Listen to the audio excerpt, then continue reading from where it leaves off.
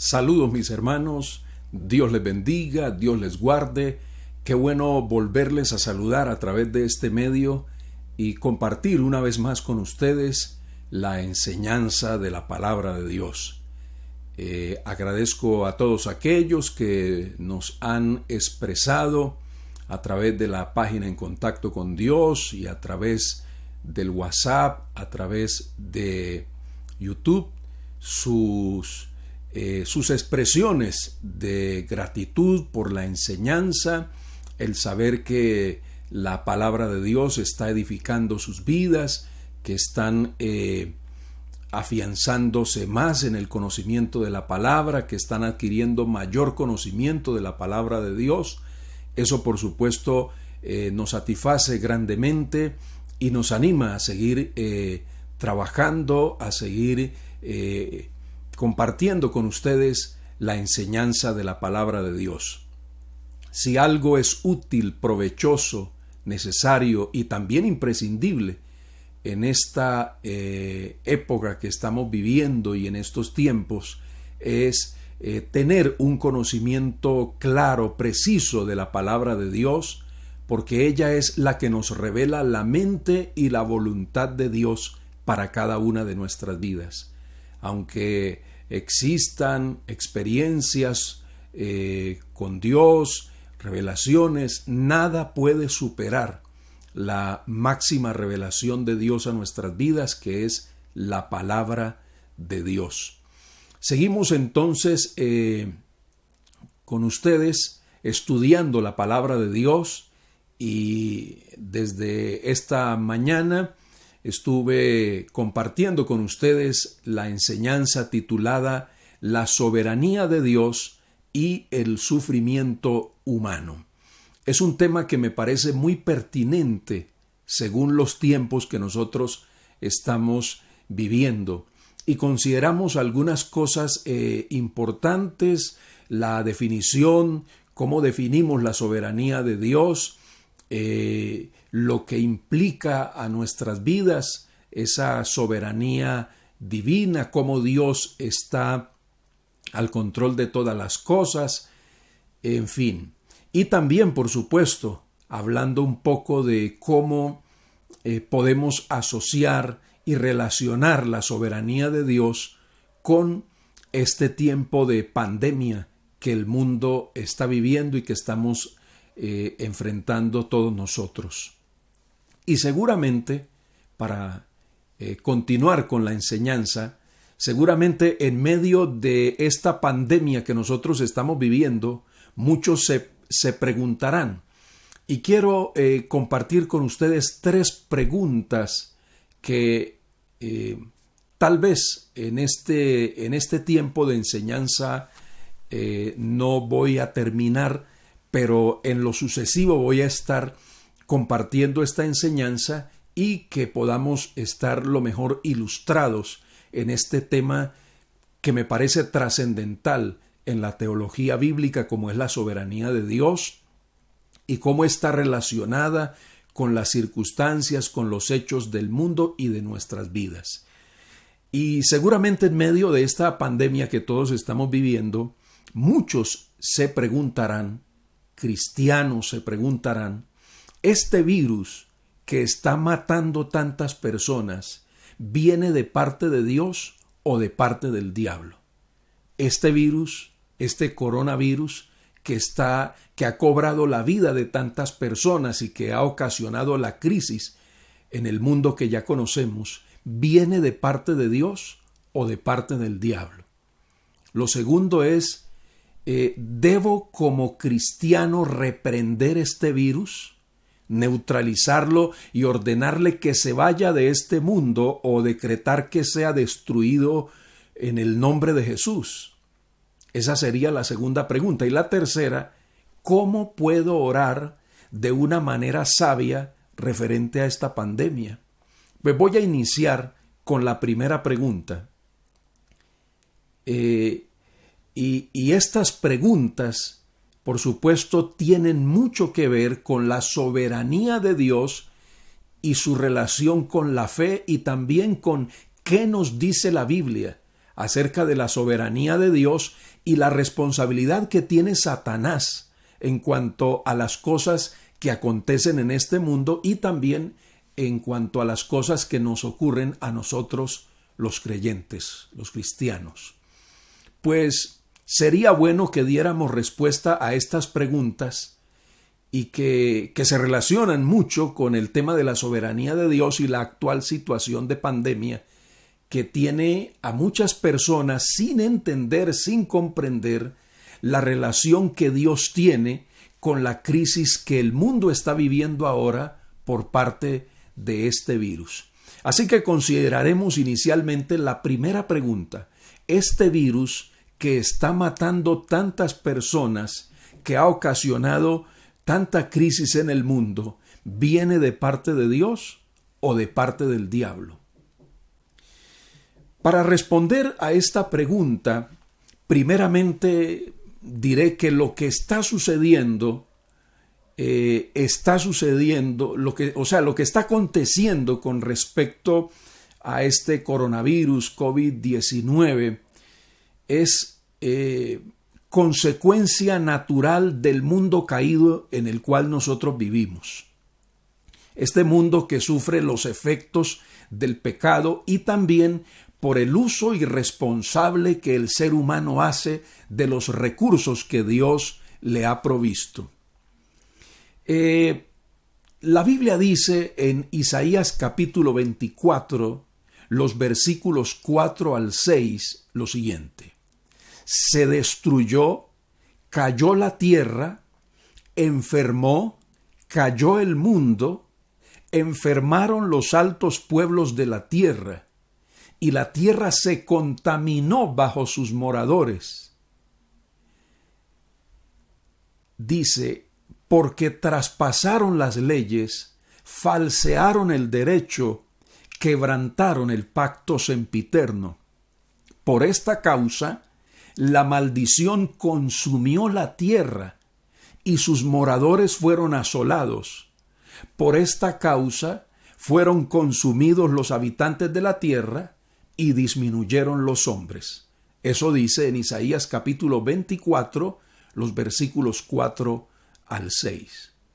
La Biblia entonces enseña claramente que los males que acontecen en el mundo son consecuencia directa del pecado.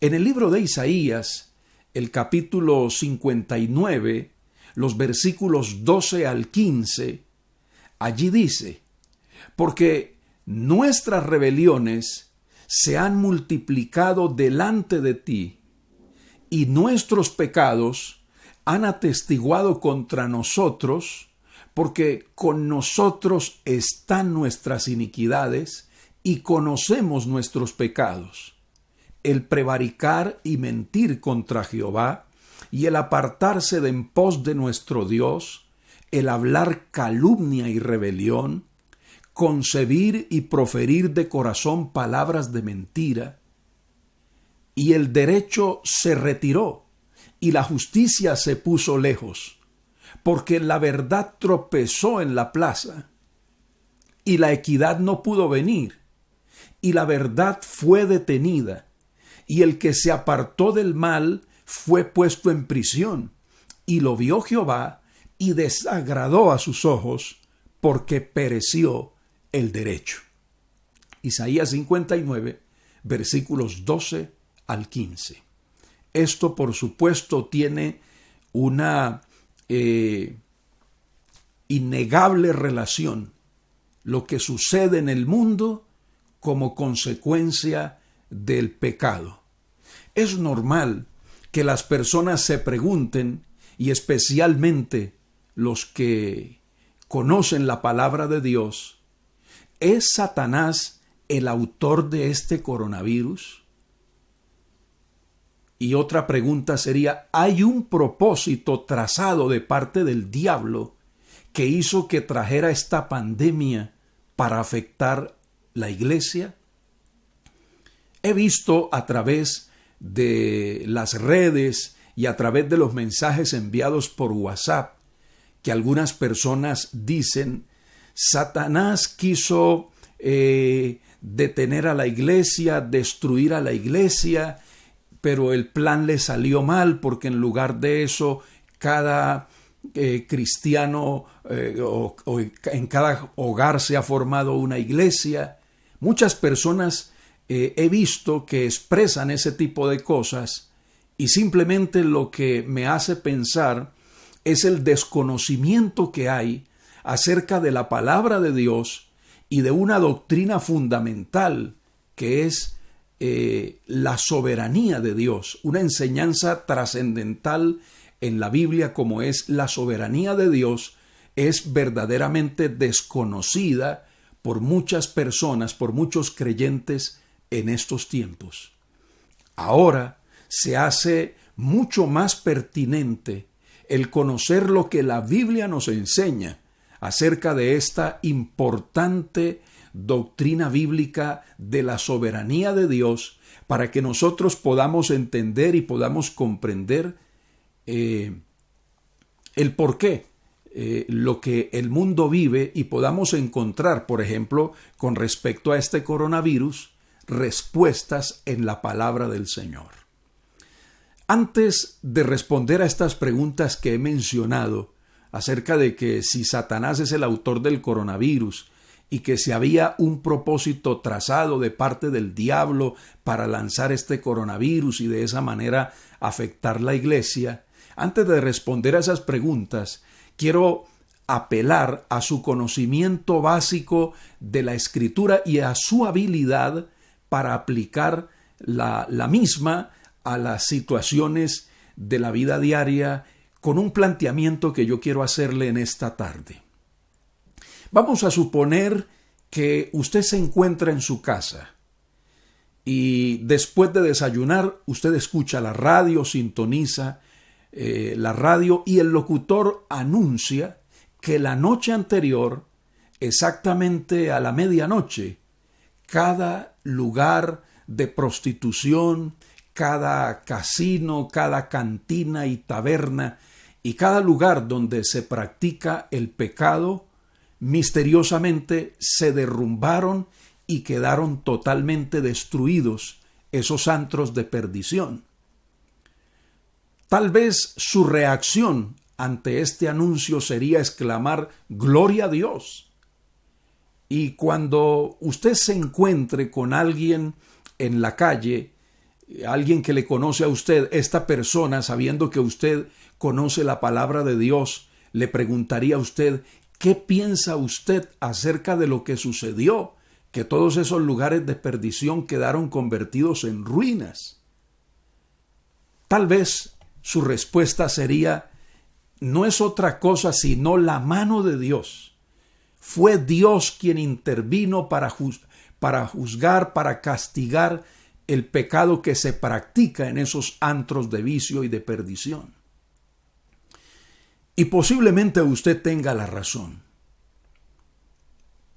Los incrédulos no van a aceptar eso que usted dice, por supuesto, esa explicación que usted señala, y los periódicos, los comentarios en la televisión van a inventar todo tipo de teorías acerca de lo que pasó, pero usted va a atribuir todo lo sucedido a Dios y usted se va a regocijar en la obra soberana de Dios para castigar el pecado que se comete en el mundo.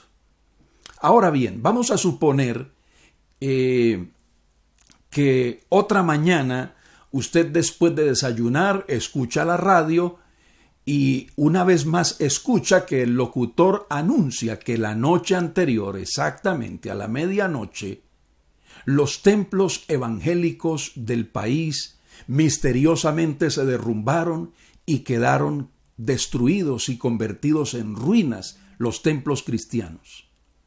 ¿Cómo va a reaccionar usted ante esa noticia? ¿Acaso diría usted gloria a Dios? ¿O de pronto usted va a decir, cuál sería su respuesta ante la pregunta, ¿quién hizo esto? ¿Quién permitió que los templos cristianos se derrumbaran y quedaran convertidos en ruinas? ¿Diría usted que eso fue obra del diablo?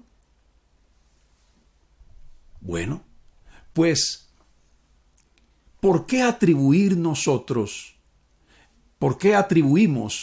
la destrucción de los lugares de perdición y de los malos lugares a Dios y luego culpar a Satanás por la destrucción de los templos?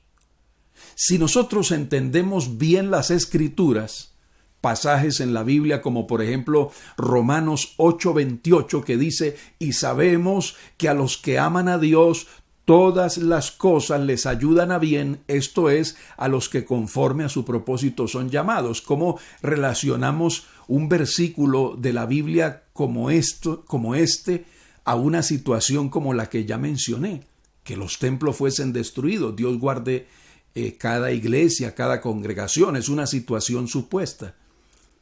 O aquel pasaje que tomamos como fundamento para este estudio, ese pasaje que dice: ¿quién será aquel que diga que sucedió algo que el Señor no mandó? De la boca del Altísimo no sale lo bueno y lo malo y lo bueno.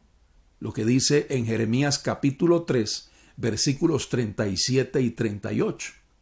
Si nosotros consideramos esta palabra, entonces tenemos que reconocer que la mano de Dios estuvo presente tanto en la destrucción de los lugares de perdición como en la destrucción de los templos cristianos. Por supuesto, estamos hablando de una situación hipotética, pero esto nos sirve. Ahora usted dirá: bueno, ¿será que Dios sí permitirá algún día que todos los templos cristianos caigan a tierra y sean derrumbados? Bueno, es una situación muy compleja y nosotros pues pensamos que Dios no hace nada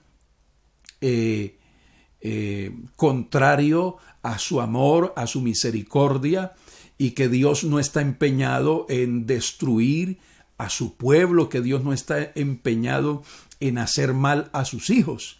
Es una situación hipotética simplemente, pero que al considerar las dos y cuando miramos lo que dice la palabra de Dios, simplemente tenemos que llegar a la conclusión de que Dios permite tanto lo bueno como lo malo que sucede en este mundo. Debemos entender que Dios en su soberanía controla cada cosa que pasa en el mundo, sea buena o sea mala. Que Dios está envuelto en cada asunto, en cada evento, en cada detalle, por pequeño que sea, de todos los eventos que acontecen en el mundo. Si esto no es verdad, entonces nosotros no tendríamos ninguna esperanza en medio de una generación tan confusa. Si Dios no tuviese control sobre todas las cosas, sino sobre ciertas cosas, entonces no sería soberano y también omnipotente. Cuando las personas atribuyen todo lo bueno a Dios y todo lo malo al diablo, son culpables de una herejía antigua que se conocía como dualismo. Esta herejía básicamente enseñaba que Dios y el diablo son dos poderes independientes y soberanos que luchan entre sí para al final controlar completamente al mundo. Esa herejía supone que Satanás puede actuar sin el permiso de Dios y hacerlo soberanamente, pero debemos saber que Satanás no es soberano y que todo lo que el diablo haga está sujeto al poder y al control de Dios. Eso debe estar claro para nosotros. Ahora, eso no quiere decir, lo que estoy diciendo, que simplemente no podemos reprender al enemigo, sus planes, sus propósitos, porque obviamente en la palabra de Dios encontramos que hay situaciones ocasionadas por el diablo y que debemos reprenderlo y con nuestra oración estorbar sus planes. Pero por supuesto estamos hablando de cosas que Dios permite. Si hay algún mal que el diablo hace, es por supuesto porque Dios lo permite. Entonces, aunque Satanás haga algún mal, sin embargo, todo está bajo el control de Dios.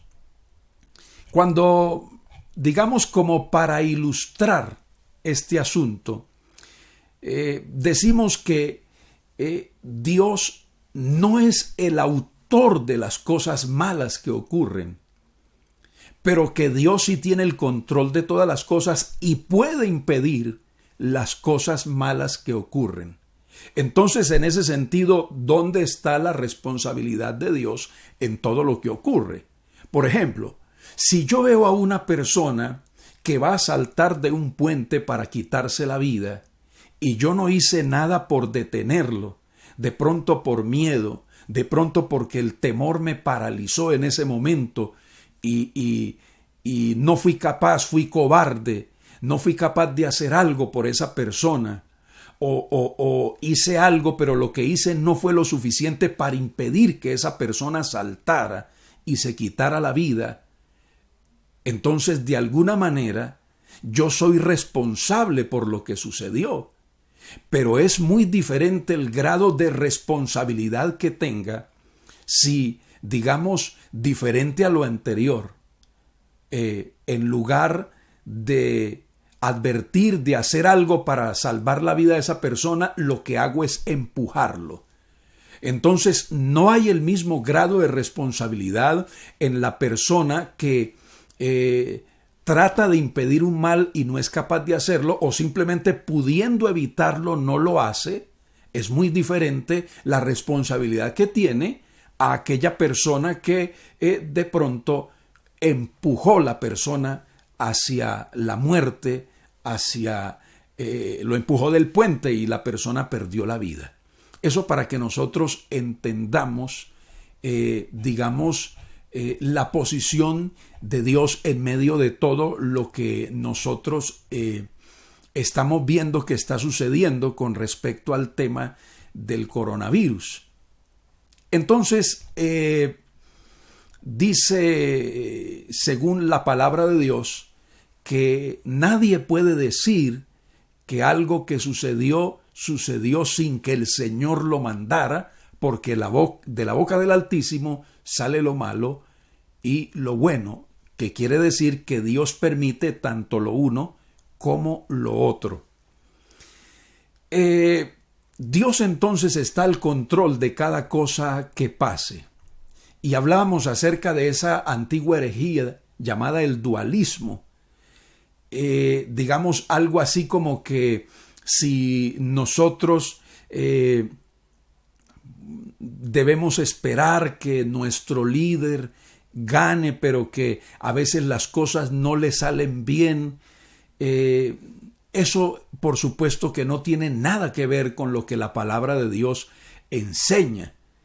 Algunos cristianos inconscientemente son culpables de creer en esa herejía del dualismo, especialmente aquellos que hacen parte del llamado movimiento de la prosperidad, que predica que la salud y las riquezas son derechos de cada cristiano y culpan al diablo de todo lo que les estorba en esa búsqueda de éxito mundano. Esta herejía es la expresión del dualismo que vemos en nuestros días. A veces hay cristianos sinceros que han caído en esta mala comprensión de la soberanía de Dios y sin darse cuenta atribuyen el bien a Dios y el mal al diablo, y de esa manera están negando la soberanía de Dios en todo lo que ocurre. Ahora, no quiere decir esto que absolutamente todo lo que sucede vamos a decir que digamos que viene de parte de Dios, o sea que Dios lo hace, porque una cosa es que Dios lo haga y otra cosa es que Dios lo permita.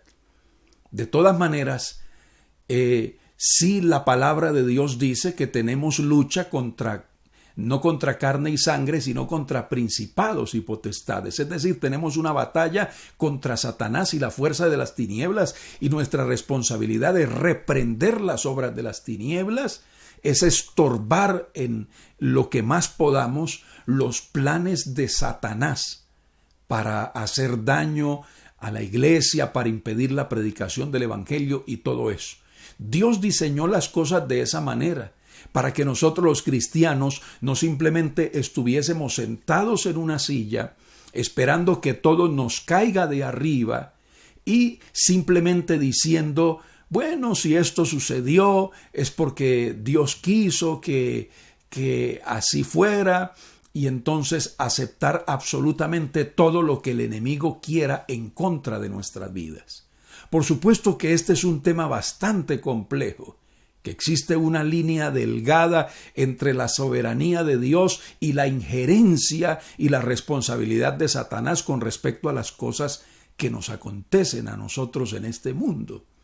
Pero la Biblia también a nosotros nos enseña acerca de cómo identificar la obra del diablo y al hacerlo, pues reprender la obra de Satanás.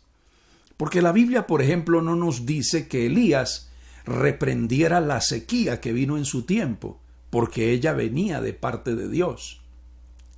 José no reprendió absolutamente nada, no reprendió al diablo, sino que aceptó todo lo que le sucedía a él como parte del proceso de Dios para con su vida y para salvar a su pueblo de morir de hambre y preservar a su pueblo. Por esa razón debemos nosotros, a través de la oración y del discernimiento espiritual, del conocimiento de la palabra de Dios, cada uno de nosotros podemos identificar las situaciones que ocurren y saber cómo proceder ante determinada situación.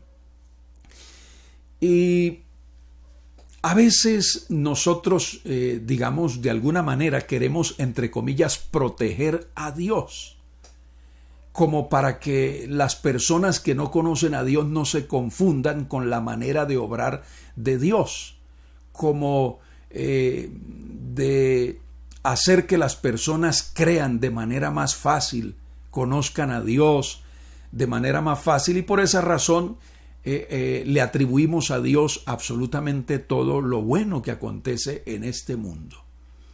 Una enfermera le decía a un pastor, una enfermera que trabajaba en la sala de urgencias, le decía a un pastor acerca de la costumbre que un pastor de ese lugar donde ella trabajaba, una costumbre que tenía ese pastor.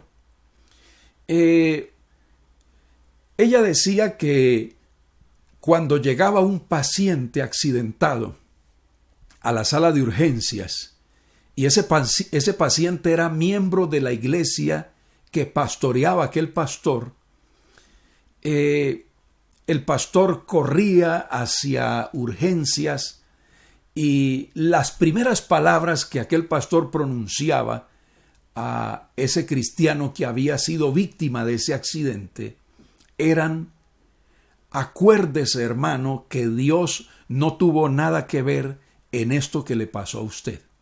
Esas eran sus palabras. Recuerde que Dios no tiene nada que ver en esto que le sucedió a usted. Yo pienso que este pastor tenía temor de que sus feligreses fueran a decepcionarse de Dios, a desertar de la fe, a apartarse de la fe. Pero si usted piensa por un minuto sobre lo que este predicador le decía a esos cristianos, entonces usted podrá comprender que esto es algo ridículo. Este hombre quería, entre comillas, proteger, defender a Dios, pero lo que estaba haciendo en realidad era preparando terreno para la desesperación y la incredulidad de esas personas, porque dejaba a la persona que había sufrido el accidente totalmente en las manos de Satanás o de un fatalismo cruel. Obviamente que con eso la persona debería pensar: ¿qué pecado he cometido para que esto me haya sucedido?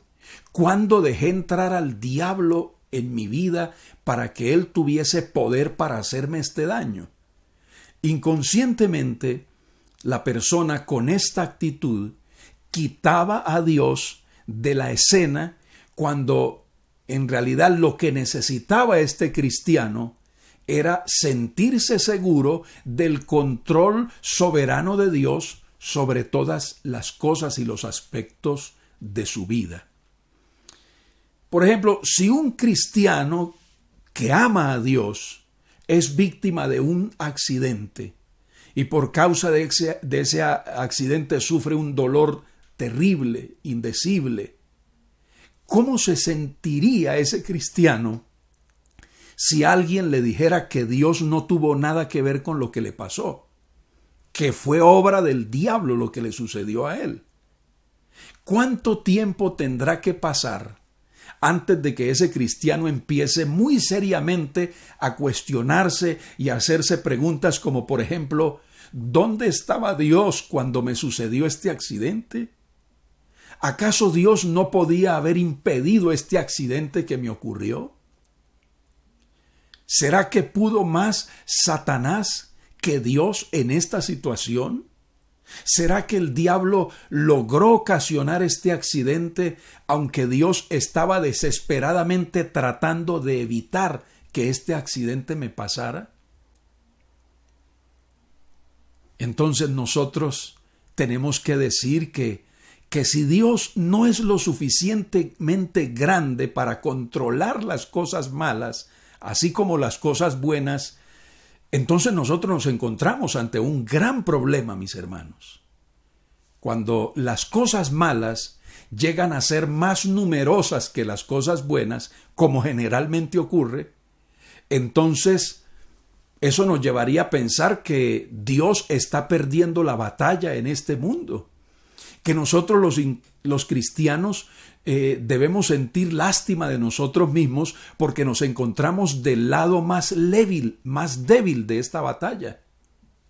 Y aunque no nos hayamos dado cuenta, esto es lo que ha sucedido y está pasando en la mente y en el corazón de muchos cristianos en estos tiempos. Mucha gente se ha olvidado de la soberanía de Dios y ha exaltado la soberanía del libre albedrío del hombre. Parece que algunos como que inconscientemente, indirectamente le han atribuido más poder a Satanás que al mismo Dios omnipotente. Mucha gente se ha olvidado, muchos creyentes se han olvidado de que el propósito supremo de Dios para con nosotros es que lo exaltemos a Él, que exaltemos a Dios.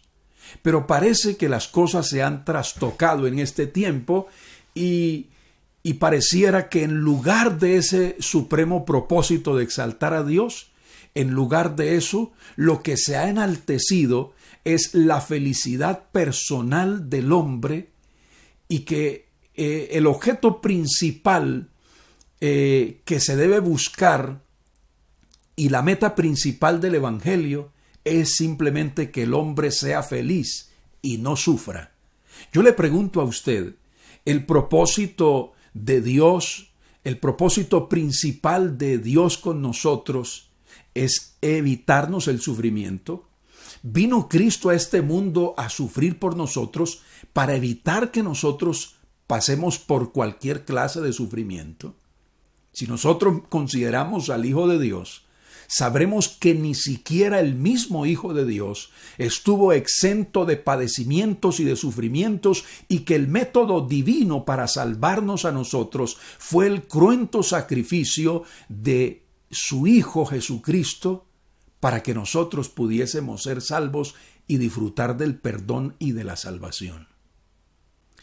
Estamos tan ocupados con nosotros mismos y con nuestro propio placer que parece que nosotros creemos que Dios solo existe con el único propósito de hacernos felices a nosotros, dándonos todo lo que nuestros corazones egoístas desean. Así que de esta manera Dios es considerado como un sirviente celestial que está siempre a la orden para cumplir nuestro mandato, y a esos mandatos y esos mandatos que esta teología contemporánea llama declaraciones de fe. Que esas supuestas declaraciones de fe no son otra cosa sino órdenes que se le dan a Dios para que haga lo que nosotros queremos, para que complazca nuestros egoístas deseos. Entonces, cuando no recibimos lo que queremos, nos condenamos a nosotros mismos porque no tuvimos la fe suficiente. Nos lamentamos porque si la cosa no pasó después de que yo lo confesé que así tenía que suceder, es porque yo no tengo la fe suficiente.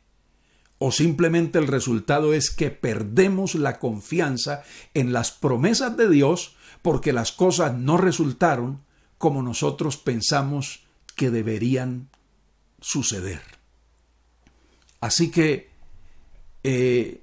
mis hermanos, entre más parezca que el pecado triunfa, y aunque pareciera como si Dios estuviera perdiendo la guerra en este mundo, o como el mundo pretende sembrar en la mente de los cristianos la idea de que Dios está perdiendo la batalla por causa de su debilidad. Recordemos que la debilidad de Cristo hizo tropezar a los incrédulos, los cuales no pensaron que en la humilde, sencilla y débil apariencia de Jesucristo pudiese residir el poder de Dios, que fuese Dios con nosotros, que fuese el Salvador divinamente escogido. Muchos tropezaron ante la apariencia del Hijo de Dios. Este mundo se guía por la apariencia. En este lo que es de éxito en este mundo generalmente no es de éxito en los propósitos de Dios. Y lo que el mundo llama éxito en estos tiempos no tiene nada que ver a veces con el propósito real de Dios para con cada una de nuestras vidas. Así que todo esto es producto del mal entendimiento del control soberano de Dios sobre todas las cosas. Esa clase de evangelio que enseña que Dios quiere que usted sea rico y sano va a ser la causa primordial de que muchas personas abandonen la fe en esta generación. Ese, entre comillas, Dios amoroso que se supone que le va a dar a los creyentes todo lo que sus corazones anhelan y desean, será al final despreciado y ridiculizado cuando no pueda cumplir con los antojos de aquellos que han conocido un evangelio diferente que nada tiene que ver con el evangelio escritural y bíblico. Si un cristiano que vive en tiempos malos como los que estamos viviendo ahora entiende realmente la palabra de Dios, entonces va a ser victorioso en este mundo sin importar lo que pueda sucederle. En una ocasión, un hombre en un partido de béisbol se acercó a un niño y le preguntó cómo estaba el marcador en un juego de béisbol de niños. El niño le contestó: estamos 40-0, 40 carreras a 0. El hombre le dice: ¿y cuál es el equipo que está ganando? El niño le dice: es el otro equipo el que está ganando. El hombre sintió lástima por el niño y para mostrarse compasivo con él le dijo: hijo, tienes que estar muy desanimado, ¿verdad? El niño le dijo: oh, no, señor, claro que no. Todavía no nos ha tocado el turno al bate. Esa fue la respuesta del niño. Es decir, que este niño tenía la confianza que cuando a ellos les correspondiera batear a su equipo, iban a vencer al otro equipo. No solamente iban a igualar el marcador, sino que iban a vencer al otro equipo. De esa misma forma, nosotros los cristianos no nos guiamos por los encabezados de los periódicos, por los titulares de la prensa o de la televisión. Tampoco estamos esperando para fijarnos en los pronósticos de los expertos para definir nuestra fe en Dios. Tampoco nos impresionamos por las espectaculares predicciones de los así llamados profetas de este último tiempo. El Hijo de Dios, que tiene su fe fundamentada en la Escritura, mira a la soberanía de Dios revelada en la divina palabra. Un creyente verdadero sabe que Dios va a triunfar sobre el mal a pesar de lo que el mundo pueda decir, a pesar de que parezca algo diferente y distinto, como que el mal estuviera triunfando y no Dios. Sabe que Jesucristo, el creyente sabe que Jesucristo es el Señor a pesar de todo lo que pasa en el mundo o en su vida personal. El verdadero cristiano confía que todo al fin será para su propio bien y para la gloria de Dios. Jesucristo nunca fue tan Señor, y el Padre nunca tuvo más control sobre todas las cosas que aquel día cuando los pecadores con manos inicuas, sin estar ellos conscientes que estaban cumpliendo los decretos de Dios, clavaron a nuestro Salvador en la cruz. Se podía pensar que Dios no estaba al control de lo que estaba sucediendo, que Jesucristo no tenía control sobre la situación. Jesucristo pudo bajar de aquella cruz, pero lo retuvo en la cruz su amor tan grande para con nosotros, su infinita misericordia y su deseo de salvarnos. Nuestro bendito Señor nunca había sido antes más soberano, más poderoso de lo que en el momento cuando los hombres le gritaron burlándose de él: ¿dónde está tu Dios? Si eres hijo de Dios, ¿dónde está tu Dios? Así que retaron a Jesús en la cruz a comprobar que él era el Hijo de Dios, bajando de la cruz. De esa manera retaron a nuestro Salvador en la cruz.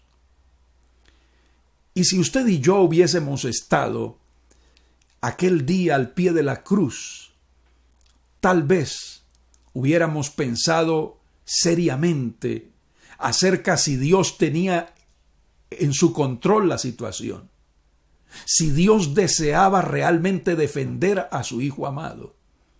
Estaríamos seguramente ante aquella cruz esperando que cayera algún rayo del cielo, que la tierra se abriera y que todos aquellos verdugos y enemigos del Señor fuesen tragados por la tierra y descendieran vivos al Seol como en los días de Moisés. Tal vez como aquella expresión lastimera de aquellos discípulos de Emaús que dicen: pero nosotros esperábamos que era Él el que iba a arreglar todas las cosas. Es decir, que ellos tenían una idea muy distinta de lo que sería el Mesías y el Salvador del mundo. Seguramente estaban esperando que el Señor finalmente, en medio de sus sufrimientos en la cruz, bajara de allí, avergonzara a sus adversarios y evitara la muerte en la cruz. Y esas cosas las podemos juzgar nosotros cuando no entendemos el propósito de Dios y no comprendemos lo que dice la palabra de Dios. Es por eso, mis amados hermanos, que nuestra fe debe fundamentarse en la palabra de Dios por encima de revelaciones, de declaraciones y de muchas cosas que en este mundo surgen que no tienen nada que ver con lo que dice esencialmente la Sagrada Escritura. La palabra de Dios debe ser el fundamento único de nuestra fe, el fundamento máximo de nuestra fe. El Señor reprendió la incredulidad de aquellos discípulos de Emaús. Él dijo: oh insensatos y tardos de corazón para creer todo lo que Dios había dicho. Esa reprensión de parte del Señor también podría darse en nuestros días a muchas personas que juzgan mal lo que sucede y que cuando algo malo ocurre le echan la culpa a Dios o se sienten decepcionados porque Dios lo permitió. Decía yo que algunas personas que según dicen son ateos y no creen en Dios, lo que realmente son personas resentidas con Dios, porque ellos no pueden demostrar que Dios no existe. Simplemente están resentidos con Dios porque no hizo lo que ellos esperaban que hiciera, porque Dios de pronto no les complació en ninguno de sus caprichos, en algo que ellos esperaban que Dios hiciera y Dios no lo hizo. Así que si hubiésemos estado en aquel día, seguramente hubiésemos juzgado el amor del Padre hacia el Hijo, si Dios realmente estaba dispuesto a defender a su Hijo amado y qué estaba dispuesto Dios a hacer por su Hijo amado. Nos cuestionaríamos diciendo: ¿y por qué no lo ayudó? ¿Por qué Dios permitió que todas esas cosas le sucedieran a su Hijo amado? Nunca hubiéramos entendido, si no fuese por la revelación que tenemos ahora de la palabra de Dios, nunca hubiésemos entendido lo que realmente ocurrió aquel día en el Calvario. Pero nunca ha habido un día cuando Dios fuese más triunfante en su poder, en su amor y en su santidad que aquel día en que Cristo murió en la cruz del Calvario. Jesucristo no era una simple víctima aquel día. Ese día, en el Gólgota, era el día de la victoria de Dios sobre Satanás y sobre el pecado. Era el día de la victoria definitiva de Dios sobre Satanás y el pecado. Aquel día no era un día de derrota, ni lo fue. Dios era el director que controlaba la escena de la crucifixión y controlaba cada detalle que ocurría en aquel evento. Cuando miramos la crucifixión, vemos detalles en los que se dieron y que no eran otra cosa sino la señal del cumplimiento de la palabra de Dios, que hasta en el más mínimo detalle se cumplió todo lo que estaba anunciado de antemano con respecto a la muerte y el sacrificio del Mesías. Y si eso sucedió, es porque efectivamente Dios estaba al control de todo lo que estaba sucediendo aquel día en que Cristo murió por nosotros en la cruz. El mundo y Satanás pueden haber pensado que el plan y el propósito de Dios había sido detenido aquel día con la muerte del Mesías en la cruz. Pero por supuesto estaban equivocados. El Calvario fue un día de victoria gloriosa para la gracia soberana. Los pecadores se jactaron, ridiculizaron a Cristo sin darse cuenta de que sus palabras y sus acciones estaban cumpliendo los propósitos preordenados desde la fundación del mundo por el Dios soberano a quien no se le escapa absolutamente nada. No podemos decir que Dios no tiene nada que ver con esta pandemia ocasionada por el coronavirus. Por lo tanto, simplemente tenemos que decir que este coronavirus fue permitido por Dios o enviado por Dios, como usted lo quiere interpretar, que estamos pasando por una época dolorosa y difícil, que Dios decretó que así fuera, que esto pasara, que ocurriera esta pandemia del coronavirus, y que el Dios que la decretó también la gobierna, y que el Dios que la decretó y la gobierna también le pondrá fin en el momento que Él considere. Cada parte de esta situación ocasionada por esta pandemia sucede por la influencia de Dios, porque la vida y la muerte están en las manos de Dios. La Biblia dice en Job capítulo 1 versículo 22 que Job no pecó con sus labios cuando él dijo: desnudo salí del vientre de mi madre y desnudo volveré allá. Dice Job: Jehová dio y Jehová quitó, sea el nombre de Jehová bendito. Eso dice en Job 1:21. El Señor dio y el Señor quitó. Job dice que fue el Señor quien le dio sus 10 hijos y que también se los quitó. Ese es el concepto que tiene Job acerca de Dios. Y en todo esto Job no cuestiona a Dios, simplemente acepta la pérdida de sus 10 hijos como algo que la voluntad soberana permitió, y aunque él no lo entienda, no juzga a Dios por lo sucedido y simplemente lo acepta lo que ha sucedido como que Dios lo ha permitido, y le da la gloria a Dios y adora a Dios. Terrible que Job se cuestionara y dijera: ¿por qué sucedió esto? Y nosotros miramos que en lo que le sucede a Job, Job no pierde tiempo exigiéndole a Dios respuestas y que Dios le diga por qué sucedió todo eso. Recordemos que la respuesta de Dios a lo que le sucedió a Job, Dios se la dio en el momento que Dios consideró preciso hacerle entender a Job el proceso por el cual Dios lo había pasado. Entonces nosotros no podemos exigirle a Dios. He escuchado que muchas personas se han tomado el atrevimiento de decirle: Señor, tú tienes que revelarme. Señor, tú tienes que explicarme por qué me permitiste esto. Señor, tú tienes que mostrarme, tú tienes que decirme, tú tienes que hacerme saber por qué me permitiste esto, aquello y lo otro. ¿Quiénes somos nosotros para exigirle a Dios que nos dé cuentas a nosotros por las cosas que Él hace por Dios?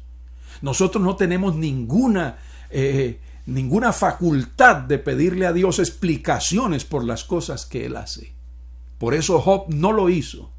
Aquella persona que entiende la soberanía de Dios, aquella persona que comprende los propósitos de Dios y que, aunque en el tiempo de Job no tenía la escritura como nosotros tenemos esa bendita revelación en nuestros días, sin embargo Job no se apresuró a juzgar a Dios, a reclamarle a Dios o a exigirle a Dios una respuesta por la calamidad que estaba sufriendo. Todo lo que hizo Job fue adorar a Dios, decir: acepto la voluntad de Dios. Si Dios permitió esto, Él sabe por qué lo permitió. Y la Biblia dice: en todo esto no pecó Job con sus labios. Hay una falsa enseñanza, mis hermanos, que nos pretende hacer entender a nosotros que como hijos de Dios tenemos algunas facultades especiales con respecto a Dios, y muchas personas se toman atrevimientos en cosas que no les competen.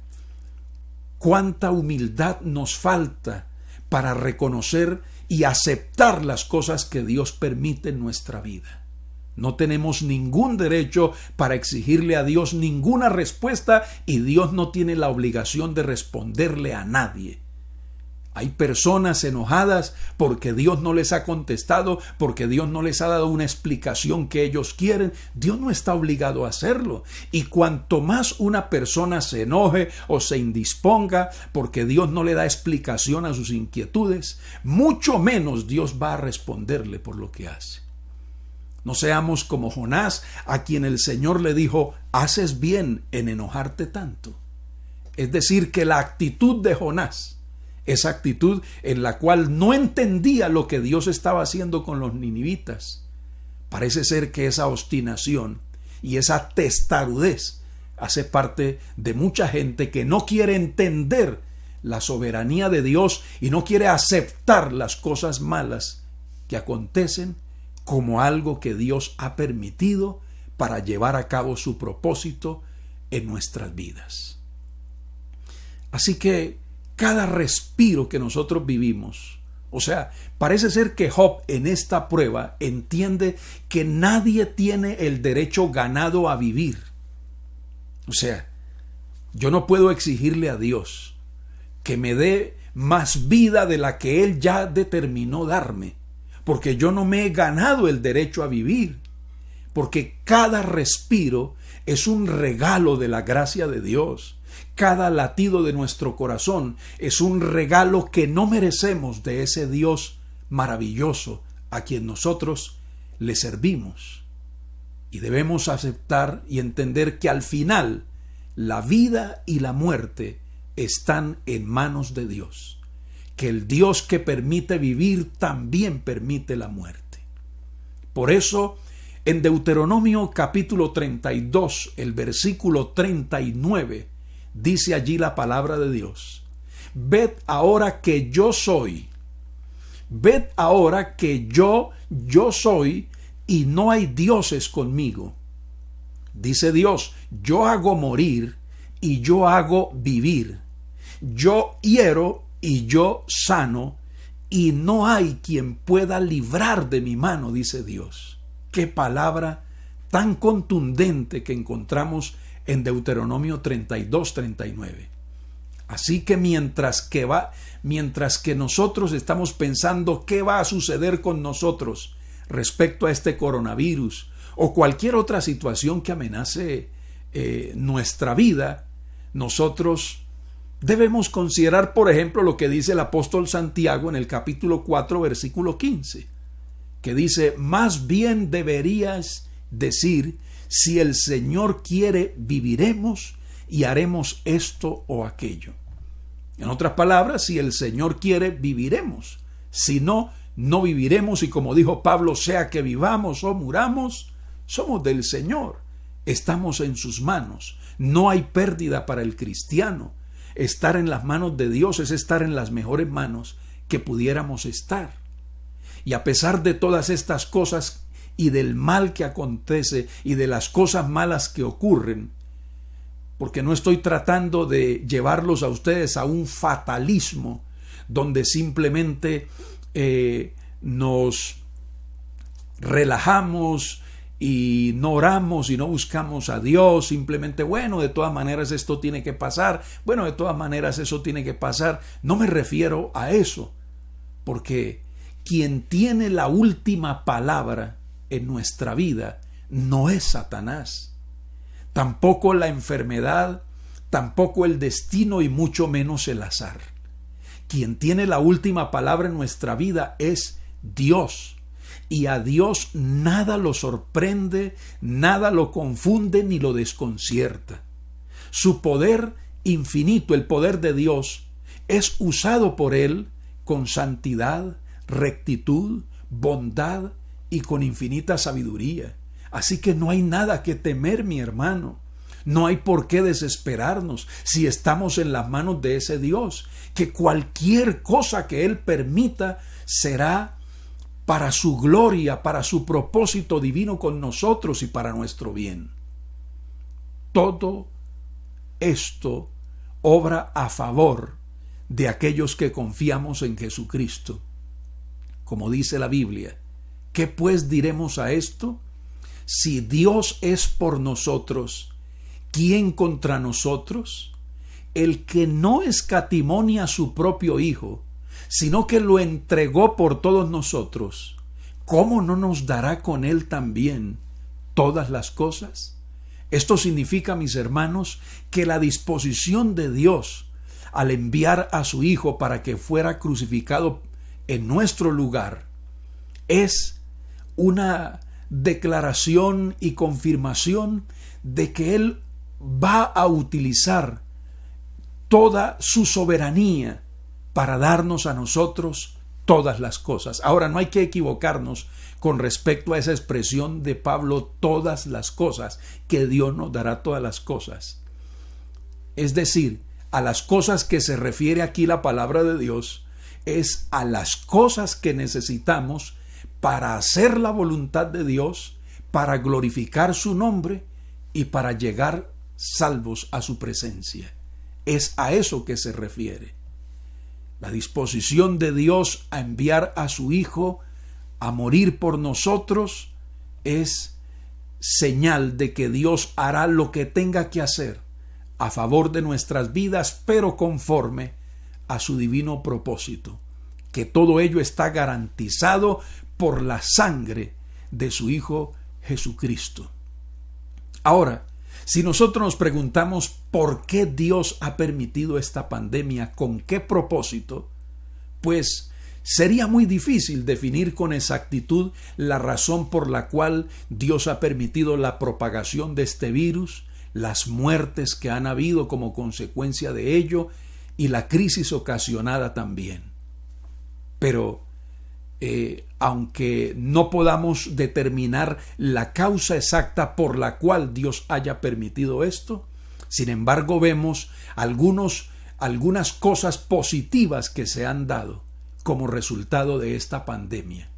Y en todo vemos la sabiduría de Dios. Aprendemos que si a la gente se le dice de quedarse en casa, de tomarse una pausa y un tiempo para que la naturaleza misma como que se regenere, como que se reavive la naturaleza misma, el hombre no va a hacer caso. Y tiene que suceder una situación de esta que lo obligue a guardarse para que entonces lo haga. Y Dios permite todas estas cosas. Así que, mis hermanos, damos gracias a Dios y le alabamos a Él por su infinito amor y su sabiduría para con cada uno de nosotros. Por supuesto que se nos quedaron unas dos preguntas pendientes, y es: ¿debo como cristiano reprender este virus, neutralizarlo y ordenarle que se vaya de este mundo o decretar que sea destruido en el nombre de Jesús? Y la otra pregunta es: ¿cómo puedo orar de manera sabia frente a esta pandemia?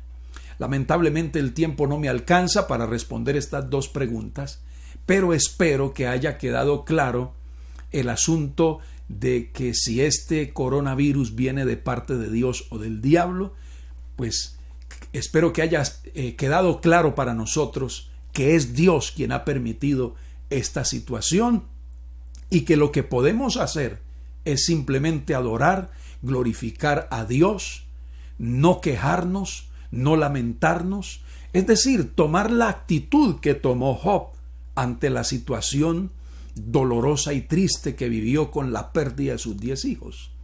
Job no cuestionó a Dios, no le exigió respuestas a Dios, simplemente lo adoró a Dios. Ahora, que Dios esté obligado a guardarnos a nosotros y a protegernos del virus, porque muchas personas, cristianos, tenemos que decir que en medio de esta pandemia, incluso hasta pastores han fallecido. Por ejemplo, un pastor en los Estados Unidos que dijo acerca de esta pandemia que no era otra cosa sino una histeria que había como en contra del presidente Donald Trump. Lamentablemente falleció ese pastor.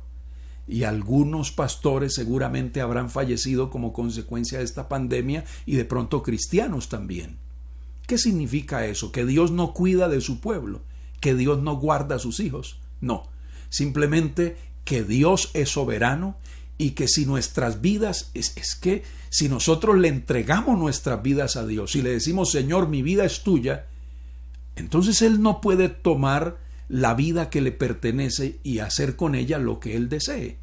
A final de cuentas, si el Señor se lleva a un cristiano, a un hijo suyo, simplemente lo que hace es llevarlo, exaltarlo a la gloria más grande que podemos disfrutar nosotros.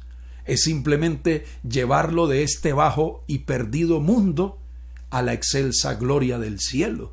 Es decir, no hay ninguna pérdida en lo que está sucediendo si nosotros miramos las cosas no con los ojos que el mundo las ve, sino a la luz de lo que la palabra de Dios nos enseña a nosotros.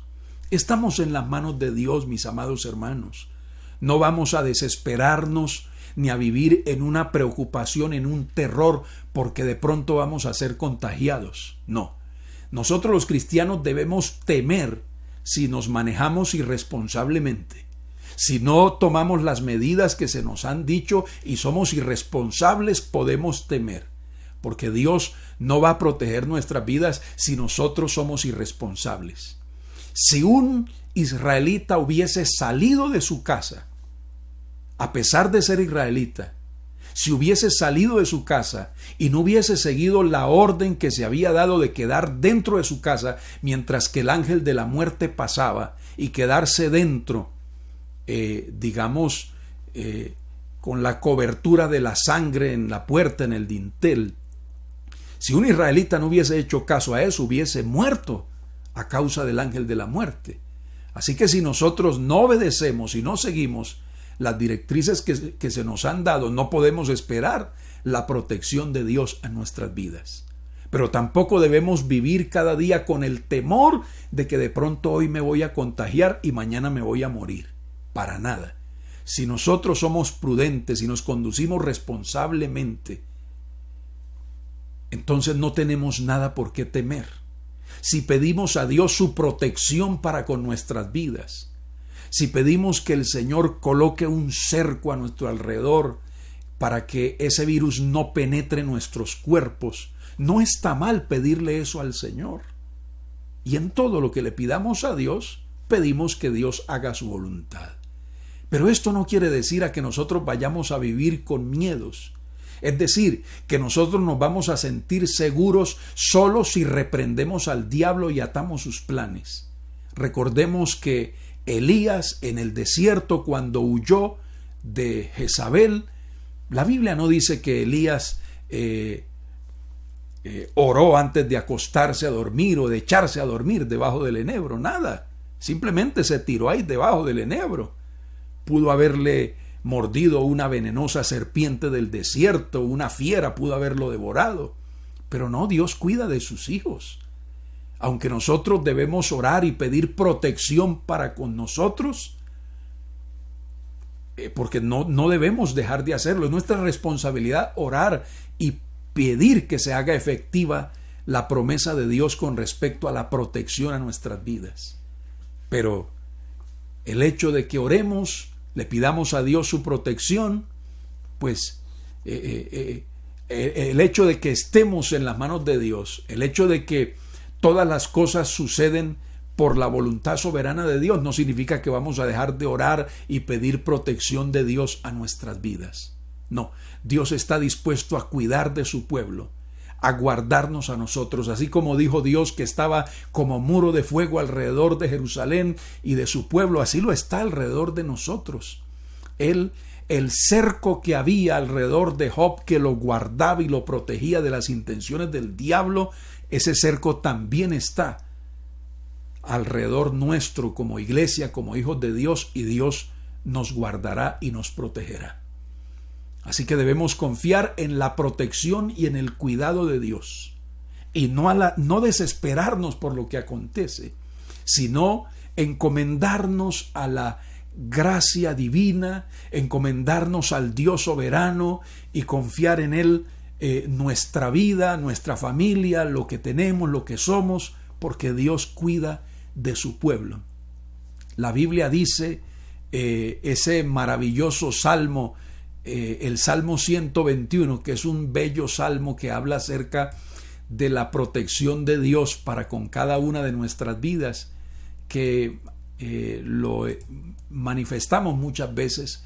El salmista dijo: alzaré mis ojos a los montes, ¿de dónde vendrá mi socorro? Mi socorro viene de Jehová, que hizo los cielos y la tierra. Dice: no dará tu pie al resbaladero, ni se dormirá el que te guarda. El cristiano tiene la seguridad de la protección de Dios. Por eso no tenemos nada que temer, mis hermanos. no dará tu pie al resbaladero, ni se dormirá el que te guarda. He aquí no se adormecerá ni dormirá el que guarda a Israel. Jehová es tu guardador, Jehová es tu sombra a tu mano derecha, el sol no te fatigará de día ni la luna de noche, Jehová te guardará de todo mal. Él guardará tu alma, Jehová guardará tu salida y tu entrada, desde ahora y para siempre. Él ha prometido guardarnos, así que no hay que andar con sugestiones y temores de que algo malo nos va a suceder, de que alguna desgracia nos va a ocurrir, de que este virus nos va a tocar a nosotros y que luego vamos a morir. No hay que andar con esos temores, sino con una confianza absoluta en que Dios guarda, cuida y protege a su pueblo. Mis amados hermanos, muchas gracias por este tiempo que usted me ha permitido llegar hasta su hogar, hasta usted con esta enseñanza que, el día jueves, Dios mediante, a las 5 de la tarde voy a continuar con ella, porque quiero seguir con este importante tema de la palabra de Dios que me parece muy necesario que nosotros podamos estudiarlo. Ha sido un gozo para mí, hermanos, compartir con ustedes este consejo de la palabra de Dios. Espero que el Señor siga bendiciendo sus vidas, que usted pueda estar confiado en que el Dios Todopoderoso guarda y protege su vida, su hogar. Así que muchas gracias a todos ustedes y espero volvamos a reencontrarnos el día martes para el servicio de oración. El tema lo voy a continuar el jueves, pero el martes, a partir de las 5, estaré una vez más con ustedes en nuestro servicio de oración. Gracias a todos, feliz resto de tarde, noche. Dios les bendiga, Dios les guarde. Un abrazo. Les amo en el Señor.